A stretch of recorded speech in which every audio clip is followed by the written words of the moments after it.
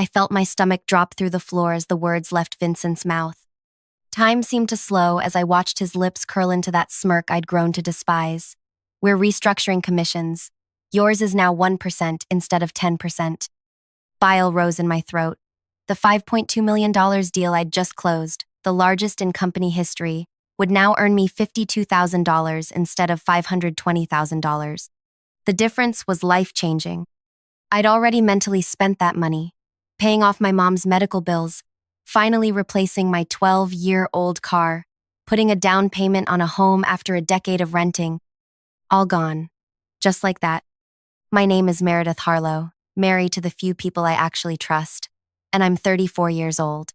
Before I continue this story, drop a comment letting me know where you're watching from, and please subscribe if you want to hear more stories about what happens when corporate America pushes the wrong woman too far. I'd been at Nexus Acquisitions for nearly 6 years. 6 years of early mornings and missed birthdays. 6 years of canceling dates and therapy appointments to accommodate clients in different time zones. 6 years of proving myself in an industry where women were still treated like decorative accessories rather than driving forces.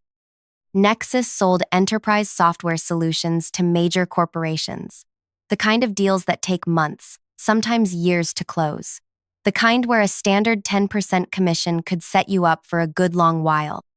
I joined Nexus as an account manager after leaving a toxic startup where my boss had taken credit for my work while simultaneously trying to sleep with me. The startup world was full of boys pretending to be visionaries while treating women like furniture. Corporate seemed safer, more structured. I was wrong. At Nexus, I clawed my way up from managing small accounts to becoming the top performer on our enterprise team. I worked harder than anyone. Memorized industry specs other salespeople couldn't be bothered to learn.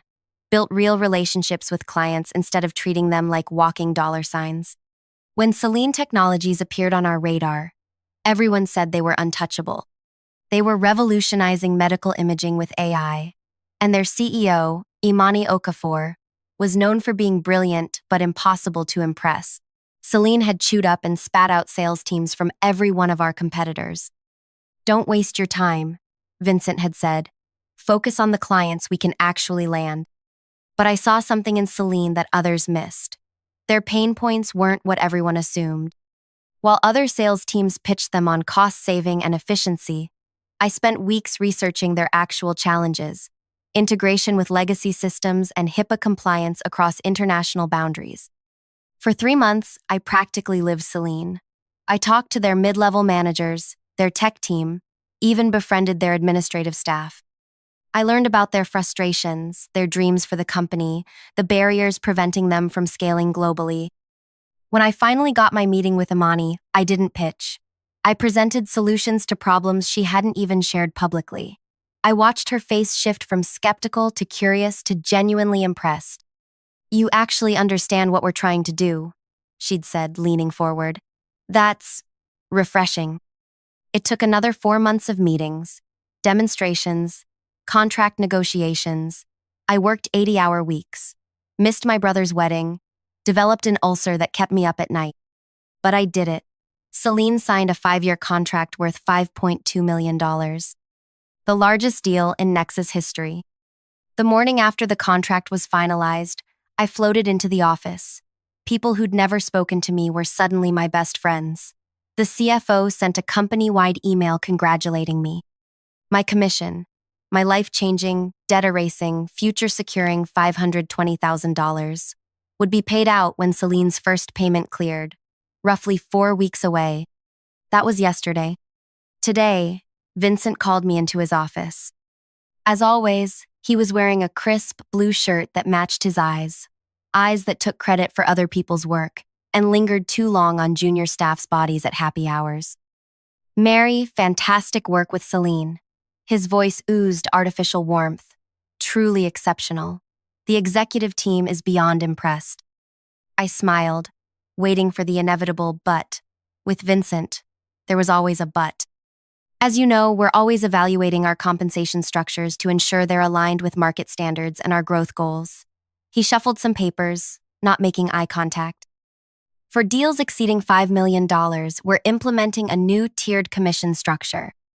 That's when he said it. Yours is now 1% instead of 10%. The room seemed to tilt. That, that wasn't in my contract, I managed to say, my voice distant even to my own ears. It's a company-wide policy change, effective immediately. He finally looked up, his smile not reaching his eyes. Think about it, 50. $2,000 is still a substantial commission. Most people here would kill for that kind of bonus. I sat perfectly still, years of being socialized as a woman in America stopping me from flipping his desk or screaming in his face. Instead, I heard myself ask, was this planned before I closed Celine? Vincent cleared his throat. The executive team has been discussing it for some time. The timing is unfortunate, I know. Unfortunate, as if he'd accidentally stepped on my toe rather than stolen nearly $500,000 from me. Congratulations again on the new client, he said, dismissing me with that smirk. We're lucky to have you on the team. I nodded, stood up, and walked out without a word. My heels clicked against the hardwood floors as I made my way back to my desk, passing coworkers who had no idea I was imploding inside. I sat down, opened my laptop, and stared at my screen without seeing anything. They thought I would just take it, because that's what women like me do, right? We smile and nod and say thank you for the scraps. But here's what Vincent didn't know. I'd been planning my exit from Nexus for months. Selling enterprise software had taught me something crucial. The client relationship belongs to whoever nurtures it. Companies think they own the client, but clients follow people they trust. And Imani Okafor trusted me. 3 months earlier, I'd begun laying groundwork for my own consulting firm. Nothing that violated my non-compete, just basic business registration, website development, bank accounts. I'd called it Prism Solutions, specializing in exactly the kind of integration services that companies like Celine needed. The plan had been to launch in about 6 months, after I'd saved enough from the Celine commission to cover startup costs and give myself a year of runway. Now, sitting at my desk with rage burning through my chest, I realized I needed to accelerate everything. I reached for my phone and texted Imani. Any chance you're free for coffee tomorrow? Need to discuss something important about your implementation. She replied within minutes. Morning 7:30 a.m. at Corvus? Before my board meeting. I confirmed, then opened my laptop again, this time with purpose. I wasn't just angry, I was calculating. The contract with Celine had been signed, but the implementation hadn't begun. The first payment wasn't scheduled for 4 weeks. That night, I didn't sleep. I reviewed my employment contract word by word. The non-compete was problematic but not insurmountable. It prohibited me from soliciting Nexus clients for 12 months after leaving. But there was a crucial carve-out for clients who approached me independently or with whom I had a pre-existing relationship outside of Nexus. I also reviewed Celine's contract with Nexus. The language was specific about deliverables and timelines, but vague about which individuals would provide the services. There was no guarantee that I would personally oversee their implementation. By morning, I had a plan. Imani was already at Corvus when I arrived, dressed impeccably as always, typing rapidly on her laptop. This better be important, she said without looking up. I've got board members flying in from Singapore in 2 hours.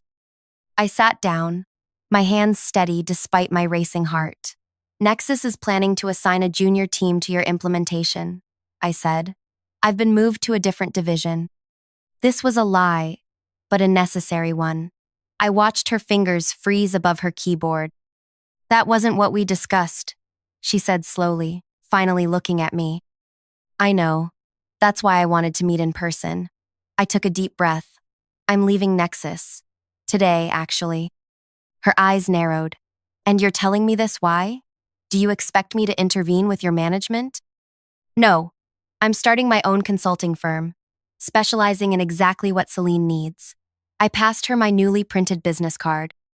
Your contract with Nexus has a 30-day cancellation clause with prorated fees. You haven't paid them anything yet. Imani picked up the card, studied it. This is highly irregular, Mary. So is bait and switch staffing on a $5.2 million contract. I held her gaze. You signed with Nexus because of me. Because I took the time to understand what Celine actually needs. Do you think anyone else there has that knowledge? She sighed, leaning back. What exactly are you proposing? Cancel with Nexus. Hire Prism. Hire me. For 15% less than what you agreed to pay them. You get the same service, save almost $800,000, and work directly with the person you trusted in the first place. And you get what? Revenge? I smiled thinly. I get to build something of my own instead of making other people rich. And yes, I get the satisfaction of knowing that Vincent Kaplan will have to explain to the executive team how he lost the biggest client in company history. Imani was quiet for a long moment, turning the business card over in her fingers. You know what I like about you, Mary? You're just as calculating as I am. She slipped the card into her jacket pocket. Send me a proposal by end of day. Make it irresistible to my board. I stood up from Corvus Coffee that morning with my heart pounding in my ears. For the first time in years, I felt something like power coursing through my veins. I wasn't just another woman swallowing her rage and carrying on.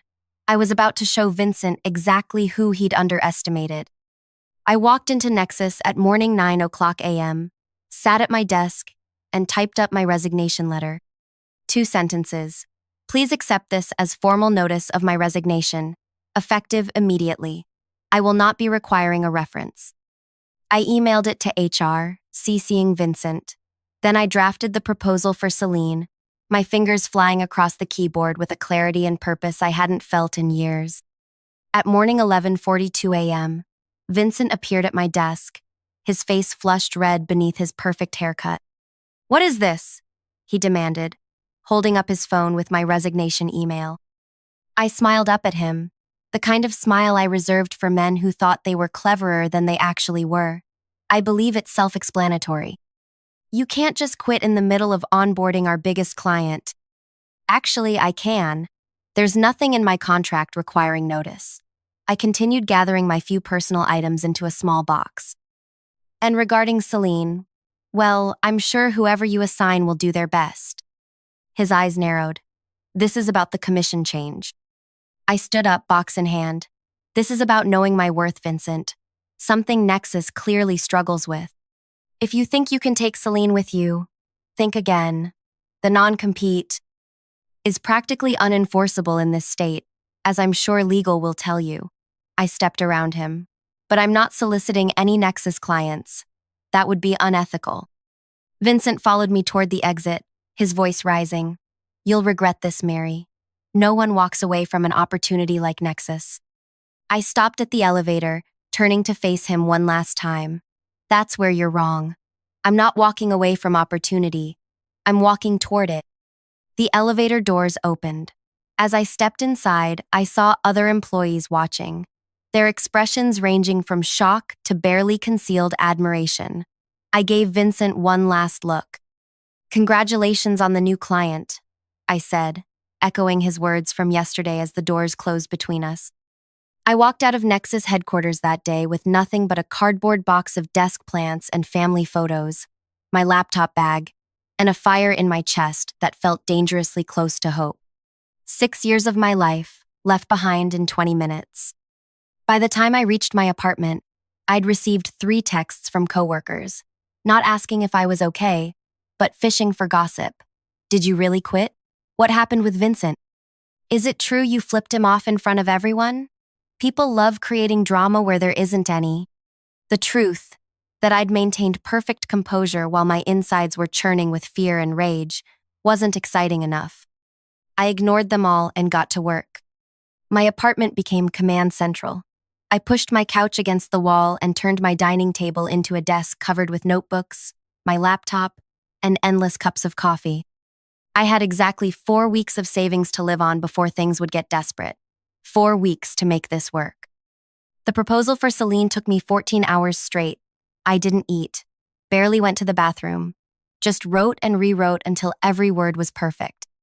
I outlined a 3-phase implementation plan that would save them money while delivering better results than what Nexus had promised. My hands were shaking when I finally hit send at night 1:38 a.m. Sleep wouldn't come. I kept running calculations in my head. If Celine signed with me at the rate I'd proposed, I'd make more in 1 year than I would have from that commission. even the original 10%. But I'd have no safety net, no health insurance, no 401k, and one client, no matter how big, wasn't a sustainable business. My phone pinged at morning 6:15 a.m. Imani, board meeting in an hour. Your proposal is compelling. 2 questions. 1. How do we know you can deliver without Nexus resources? 2. What happens with our data security needs? I texted back immediately.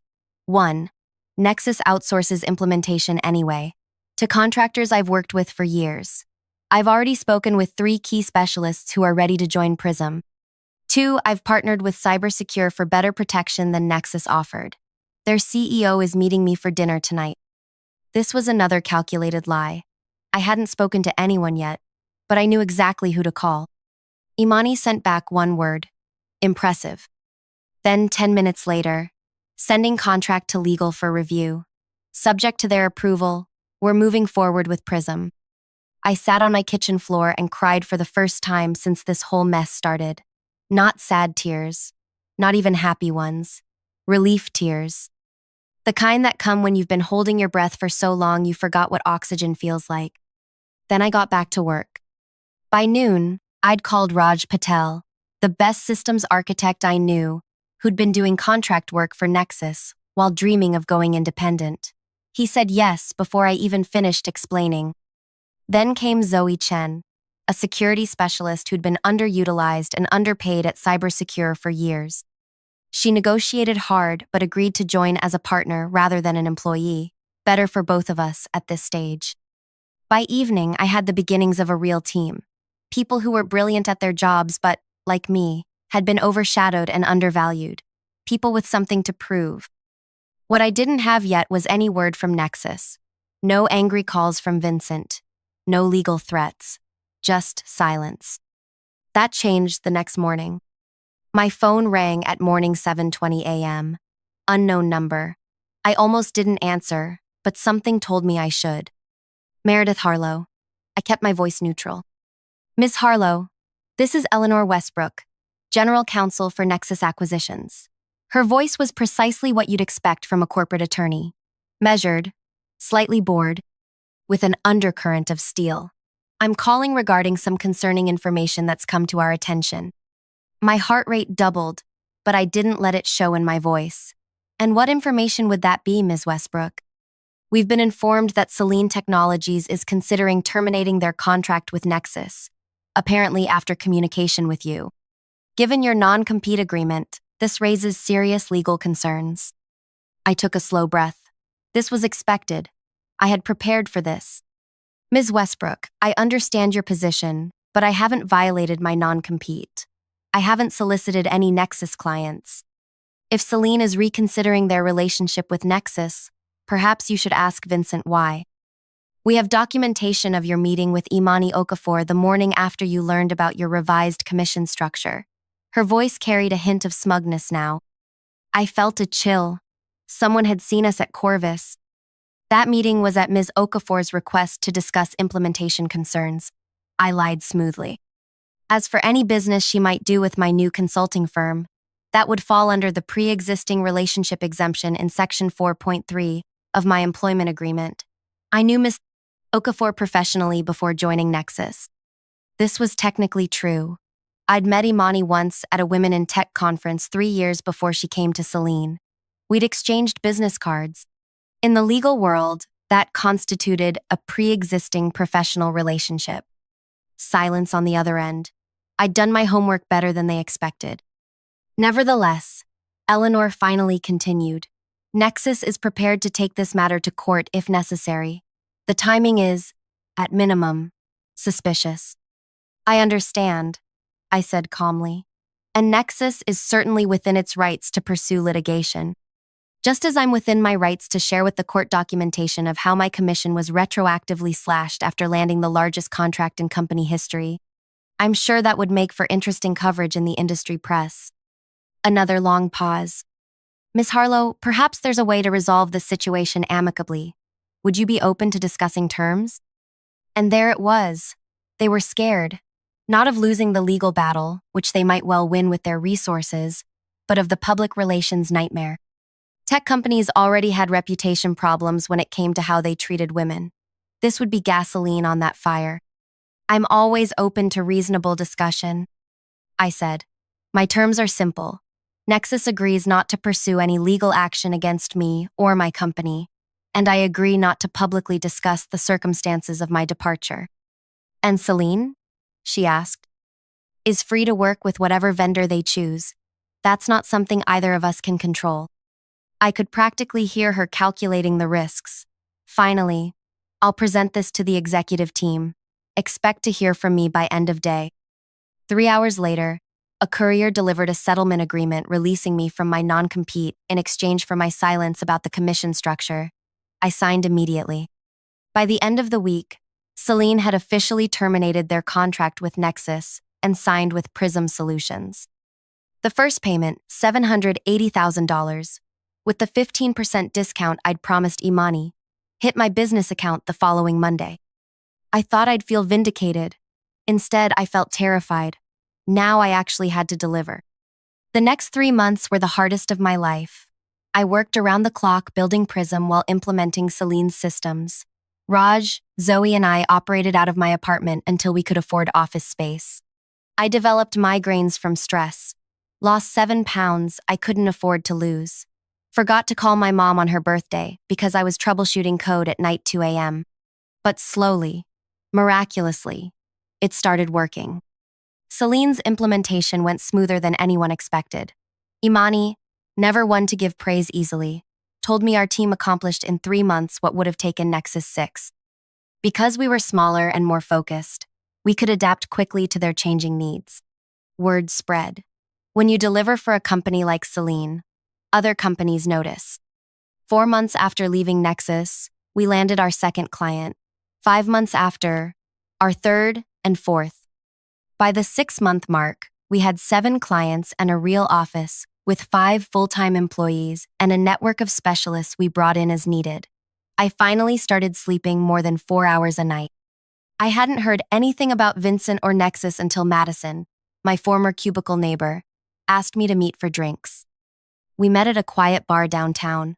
Madison looked exactly the same, but I barely recognized myself in the restroom mirror. More confident posture, expensive blouse instead of clearance rack finds, hair finally professionally cut after months of neglect. So, Madison said after we'd ordered, you probably haven't heard. Heard what? Vincent got fired last week. I nearly choked on my drink. What? Why? Madison leaned forward, clearly enjoying being the bearer of dramatic news. After you left with Celine, he promised the executive team he'd replace that revenue within 6 months. Kept telling everyone he had big deals in the pipeline. Meanwhile, 3 more enterprise clients followed you out the door. I shook my head. I didn't poach those clients. No, but their contracts were up for renewal, and they'd worked with you before. They didn't even consider renewing with Nexus. She sipped her wine. Anyway, the 6-month mark came, and Vincent had nothing. Word is, they're down almost $8 million in projected annual revenue. I sat back, processing this. I'd been so focused on building Prism that I hadn't thought about the impact on Nexus. How's morale? Terrible. They slashed the commission structure for everyone, not just you. 4 more salespeople have quit. Oh, and they tried to recruit me to take over your accounts. She grinned. I told them I was joining Prism instead. My eyes widened. You're what? If the offer still stands, your LinkedIn post said you were hiring account managers. I found myself laughing, genuine, belly-deep laughter that felt foreign after months of stress. The offer definitely stands. As we clinked glasses to seal the deal, my phone buzzed with a text. Unknown number. I know I'm probably the last person you want to hear from. It's Vincent. Can we talk? I've got a business proposition. I showed Madison the text. Her eyes went wide. Are you going to respond? I thought about it for a long moment. About all the nights I'd lain awake thinking of clever, cutting things I wished I'd said to him. About the satisfaction I'd imagined feeling at his downfall. But looking at his text now, I felt as nothing. Not anger, not vindication, just emptiness. like looking at an old scar that no longer hurts. I put my phone away without responding. Not worth my time. 2 weeks later, I received a LinkedIn message from Vincent. Mary, I've started my own consulting firm and would value your advice. Maybe we could partner on some projects? Let's put the past behind us. I almost laughed out loud. The audacity of men will never cease to amaze me. After everything, he genuinely thought I might help him. I wrote back a single line. I don't think our commission structures would be compatible. Then I blocked him. 1 year to the day after I walked out of Nexus, Prism Solutions moved into our new offices. The entire 10th floor of a downtown building with floor-to-ceiling windows and a view of the river. We had 28 employees, 17 clients, and had just closed our first $10 million contract. That evening, after everyone had gone home, I sat alone in my corner office, looking out at the city lights. My phone pinged with a text from Imani. Heard about the Meridian contract. Impressive. You should be proud. I wrote back, I'm learning from the best. She responded with a rare emoji, a simple thumbs up that, coming from her, felt like a standing ovation. I leaned back in my chair, a chair I'd picked out myself for my company, and finally let myself feel it all. The fear, the exhaustion, the wild, improbable triumph. What happened with Nexus wasn't really about the money. It was about being seen, valued, recognized for what I'd built rather than having it taken from me. In trying to save themselves a few $100,000, they'd lost millions and launched their biggest competition. The irony wasn't lost on me. That night, as I was leaving the office, I passed the wall where we'd hung our company values. The first one read, Fair compensation reflects real value. Below it was our commission structure, transparent, equitable, and set in stone. Vincent's parting gift to me, it turned out, wasn't just freedom from Nexus. It was clarity about the kind of leader I wanted to be. The kind who remembers what it feels like to be undervalued. The kind who builds others up rather than standing on their backs. The kind who knows that true success isn't measured by how much you take, but by how much you create. Looking back now, I sometimes wonder if I should thank him. In trying to minimize me, he accidentally set me free. But I think I'll save that thank you note for another lifetime. Have you ever had a moment where someone underestimated you, and it became your greatest motivation? Or have you ever walked away from something secure to build something that truly reflected your values? I'd love to hear your stories in the comments below. And if you've ever found yourself in a situation where you're not being valued, whether at work, in a relationship, or anywhere else, remember this. Sometimes the greatest act of self-respect is simply walking away and building something better. If this story resonated with you, please subscribe to hear more and share it with someone who might need a reminder of their own worth today. Because the best revenge isn't just success, it's creating success on your own terms.